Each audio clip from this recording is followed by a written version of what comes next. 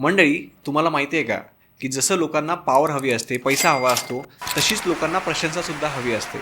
लोक आयुष्यामध्ये एवढे कुटाणे का करतात? कारण त्यांना असं वाटत असतं की कोणीतरी त्यांचं कौतुक करावं. जसं लोकांना अन्न पाहिजे असतं, पाणी पाहिजे असतं, तसंच ते प्रशंसेचेही भुकेले असतात.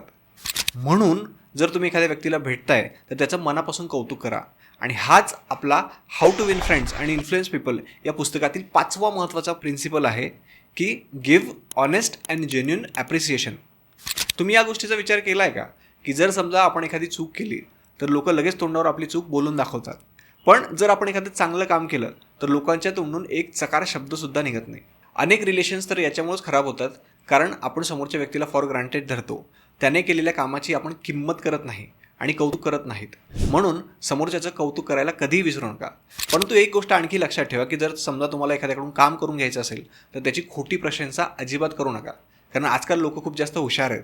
कधीही लक्षात ठेवा की जर समजा तुम्ही एखाद्या व्यक्तीच्या पडत्या काळामध्ये जर त्याला एवढं जरी म्हटलं ना की तू लढ, मी तुझ्या सोबत आहे, तर तो व्यक्ती आयुष्यभर तुमच्या सोबत राहील.